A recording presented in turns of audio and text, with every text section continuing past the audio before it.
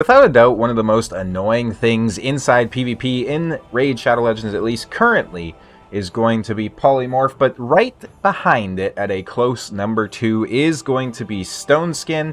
In today's video, though, we're going to be talking about how to utilize Stoneskin to your advantage, more specifically, the best champion or champions in every single faction that you want to use Stoneskin on. I did make a video on this when Stoneskin first came out, but we've had so many changes to the roster and the meta and all those sorts of good things that I can only imagine how power crept that list is. So we're going to hop into it.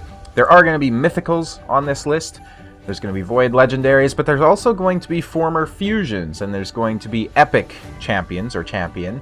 So it's going to have a little bit of everything for everyone, so make sure to stick around. Let me know if you disagree or who you would have put on the list. First up, we have the Bannerlords, and this is going to be a very easy choice. It is going to be Marichka the Magnificent that is going into Stoneskin for me. Why is that? Well, she has a passive where she's placing a block damage on everybody whenever they receive a bomb, poison, or HP burn. Insanely strong. Whenever she's killed, it revives everybody with 50% HP and 75% turn meter. No cooldown on that part of her skill, by the way, so if you pair her with another reviver, incredibly strong, obviously. Fantastic base stats. We want her in Stoneskin to ensure that she is going to be going last in your team, or more specifically and more importantly, she's going to be the last champion to die, because then she can revive everybody. Worst case scenario, we want her in Stoneskin so that she can come in with her A3 and remove all debuffs. So if everybody gets AoE stunned against a Lady Mikage, for example, she can come in and say, hey, screw you, Mikage, I'm taking that stun off. So Marichka, the Unbeatable, is the champion choice from the Bannerlords. Next up, we have High Elves. There's certainly a few champions here that you can make a argument for, but my choice, without a doubt, is going to be Galathyr. Now, Galathyr is one of those champions that is just incredibly good, really, no matter how you build him. So you could build him essentially any way you want, and he's still going to be a fantastic champion, but I do think he's going to benefit a lot from being in Stoneskin, much the same as most revivers inside the game, right? So champions that you want to go last, like, or first even, so cleansers, for example, revive champions, those sorts of things, debuffers a lot of times you want inside Stoneskin. Galathyr, having a passive where he can't be one-shot, and then being in Stoneskin on top of that would be absolutely insane. And it's a very viable counter even for something like a Georgid who can ignore Stoneskin, essentially, right? So fantastic champion. There's an Arbiter argument to be made, right? So you could very easily run Arbiter inside Stoneskin as well, and that's a viable strategy for the players like myself who might not have the most speedy Arbiter in the game. As certainly as the meta progresses and we have champions with more ridiculous base stats, those requirements are essentially just getting higher and higher. My Arbiter is like 369 speed right now, and I can't go first really at all in live arena, so it's absolutely insane. So there's certainly a case to be made there for her as well. Next up, we have Sacred Order, and this is an interesting one. So for Sacred Order, I chose Cardinal as one of my picks, the epic champion, and the reason for that is she has an AoE revive, which is one of the most busted revives in the game even still. Revives everybody, heals them by 25% of their max HP, which is kind of whatever, but boosts their turn meter to max. What this means essentially is they are going next. It doesn't matter what the enemy team's turn meter is. Try to say that 10 times fast. They go next. So if you have a stripper and then a couple of nukers, you are going to sit down the enemy team essentially. Build her in Stoneskin with very high resistance. She can also heal somebody and place increased defense on them as well, right?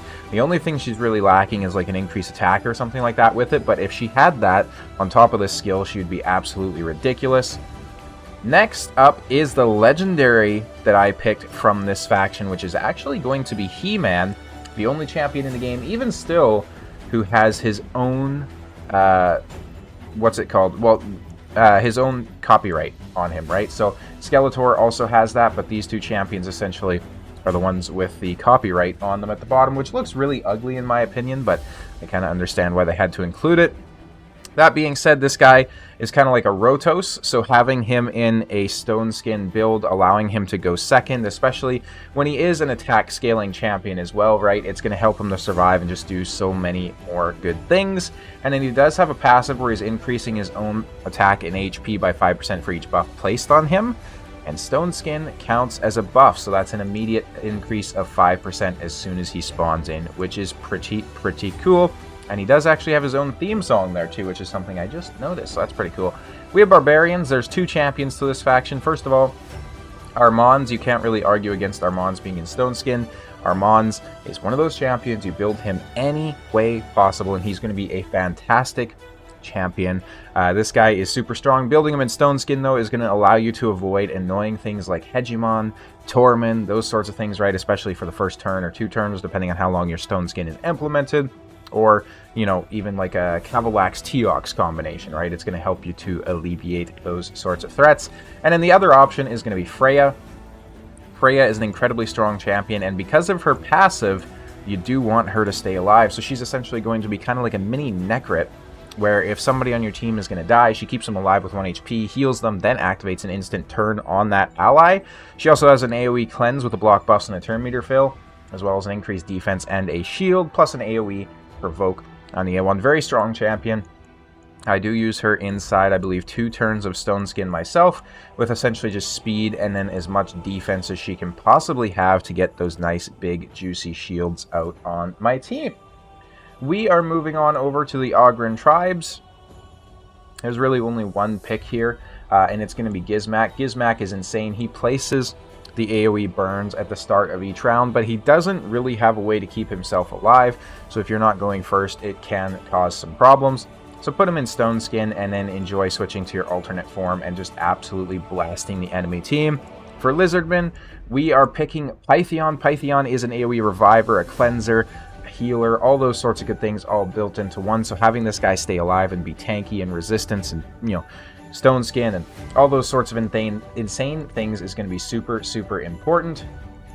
Of course, he is kind of falling out of the meta these days, I would say, just because there's so many better revivers that are coming into the game, and even in PvP, we're not so focused anymore, I would say, to some extent, on, you know, just revive champions. They have to have a lot more in their kit, so somebody like a Galathir is bringing control and revive, and certainly the Krakens and people at the high level are going to have those champions.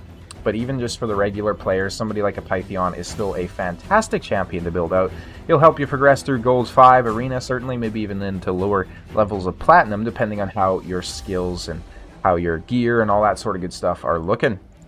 Skinwalkers, we have Mighty Uko, a former fusion Mr. Piggy himself. Why do we want him in Stoneskin? Well, first of all, he has a 50% chance of stealing a random buff from a random enemy each time a buff is placed on the enemy team. So think of enemy Stoneskin. Think of intercept, increase attack, increase defense, block damage, unkillable, continuous heal, any sort of a buff they might be getting. He has a 50% chance of taking it, and if he takes it, it becomes protected. So we want him to stay alive to essentially just steal as many buffs as possible. He also has a buff strip, of course. He has an AoE decrease attack on the A1, but most importantly, he brings an AoE revive with 40% HP and a block damage, as well as an increased speed. This guy is absolutely insane. Build him out in high resistance and Stoneskin. Let's say your entire team gets bombed down or hit with a Wukong or something like that, right? He can survive, bring everybody back, put that block damage on them. There's nothing that they are going to be able to do about it. Such an incredibly strong champion that can help to progress your account.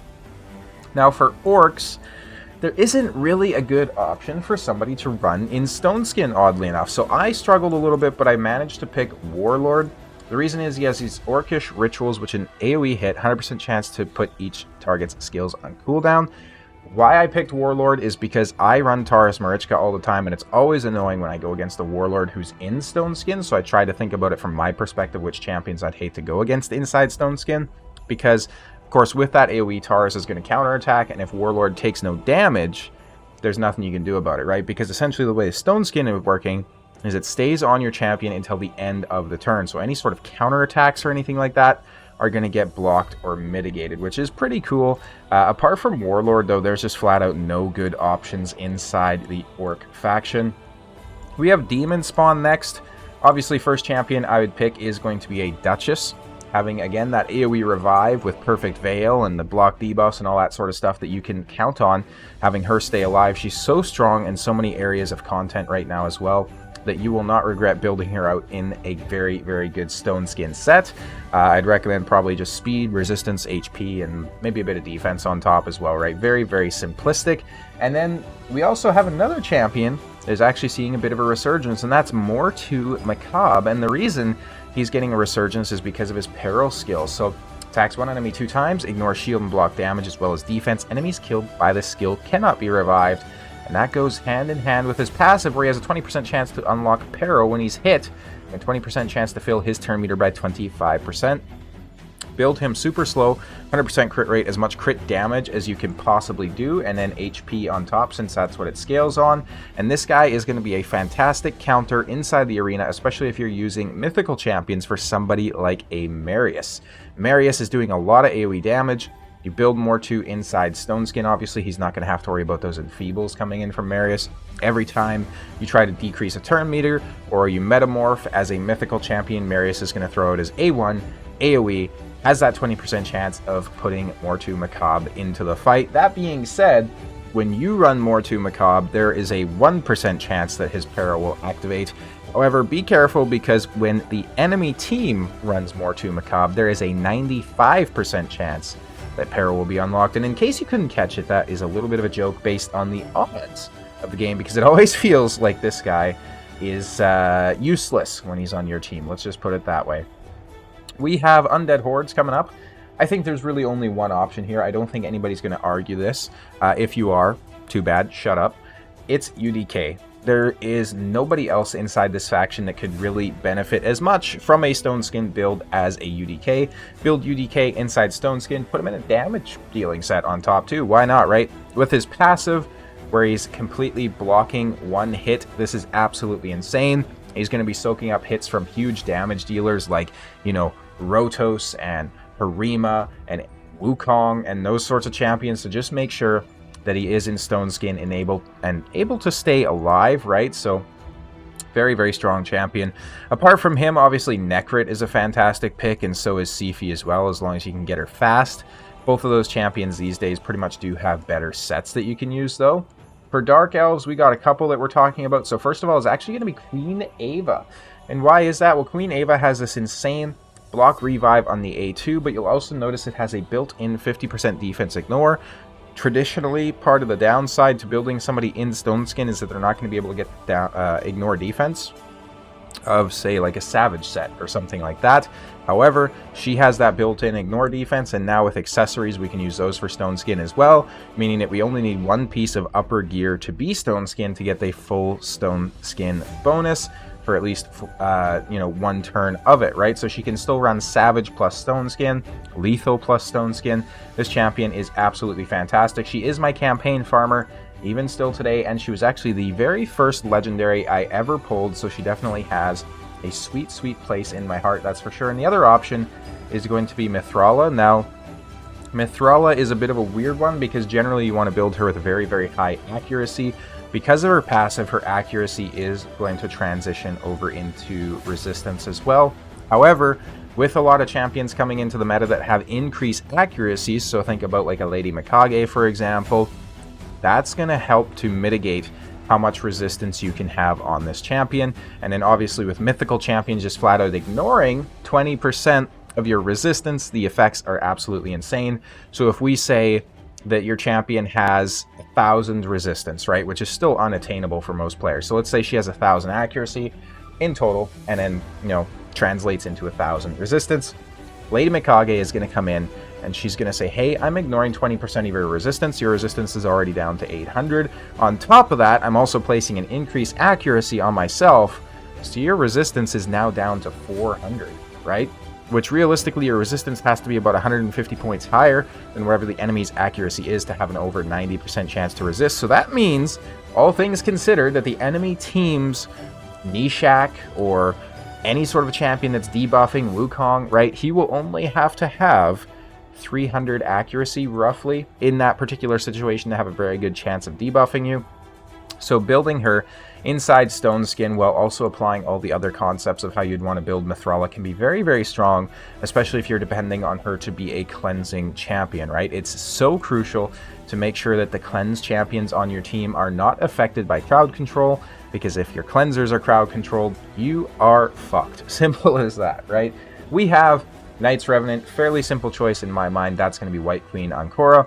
White Queen Ancora is going to eat up any sort of fear, true fear, freeze, provoke, sleep, stun, or petrification from your damage dealer. So having her in Stoneskin for at least one turn allows you to essentially just eat those free of charge. She has a revive, which resets their skills, and then she does also have an AoE cleanse with a shield. So making sure that she can take her turns is so strong, and she's got fantastic base stats, so you can build her out inside Stoneskin without worrying too much about the stats that you might be sacrificing, right? So that is always fantastic. We have Dwarves. I'm going to be honest, there's not really good options here for somebody you would want to run in Stoneskin. I came up with Tormund. Tormund has this annoying passive where he's placing a freeze on you every time you try to do things. He has an AoE A1 freeze, right? And then he also has a provoke on the A3. So I would recommend running him inside Stoneskin just to keep him alive for as long as possible. Keep putting those freezes out there. He also then has a revive as well when he's killed. So with Stoneskin, you can essentially have him, you know, just tanky as hell, staying alive, freezing the enemy team, especially if it's a speed team. It's going to make it very difficult. Then when they finally burn through the Stoneskin, or it gets, excuse me, gets taken off, he's still going to be able to revive himself, which is just absolutely insane. And this guy was a fusion champion at one point as well there, technically, too, through the Titan event. And I believe he might have been a fusion way back in the day, too. I think when Raid was first coming out, just before I started playing, if I'm not mistaken. We have Shadowkin. Shadowkin, I am going with Harima. Harima has this fantastic passive that's pretty simple. Enemy ignored defense effects are decreased by 50%. You think about Elva, champion we talked about from the Dark Elves, who ignores 50% of defense. Well, now she's only ignoring 25%. Lethal set that ignores 25%. It's now only ignoring 12.5%. This is absolutely insane. Sun Wukong, built out in lethal set on his A2 with a Helm Smasher proc, is ignoring 100% of defense. With Harima in the team, he is ignoring 50% of defense. It is so hard to overstate how ridiculously good her passive is for helping your team survive. And then she also brings insane control against any sort of demon spawn champions as well, right? So think Duchess, Mortu, those sorts of things. She is such a strong champion. Building her in Stoneskin is going to be absolutely fantastic. It's going to help her to stay alive. And you can actually just straight up build Harima as a support champion as well, right? So a lot of people obviously build her as a damage dealer because she's a defense-based damage dealer with very strong stats. But you can also build her as a high accuracy, high resistance support unit to essentially just over time decrease the enemy's defense, and then also place decrease attack on them, and then also place provoke on anybody from the demon spawn faction. So if you're building her as a support champion, build her in Stoneskin, right? It's certainly not going to hurt. And then even on top of that, if you have her as a damage dealer, again, a savage or a lethal set plus Stoneskin is very possible these days. So build her out in it. I don't think you'll regret it, and just making sure she can't be CC'd or anything like that is so strong. Finally, we're at the Sylvari Watchers, and the first champion I want to talk about is Nice, the Shadow Thief. Reason being is he has a passive where he's going to keep himself alive and then transform into the A2 instead of dying whenever he would have got hit. However, he does also have a single target block revive on his A1 form, or on his form 1. So the reason you'd want to build him in Stoneskin is essentially so he can get that skill off.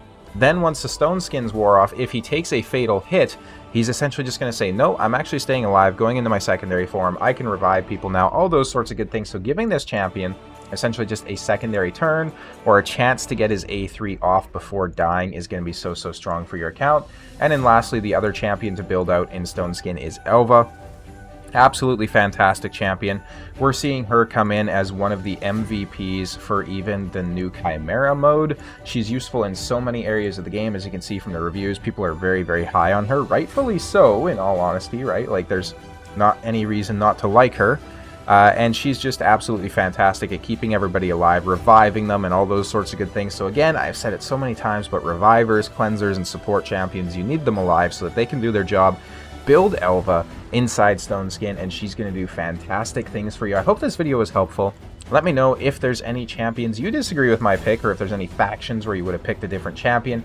All those sorts of fantastic things. As always, though, thank you guys all so much for watching. I'll see you next time.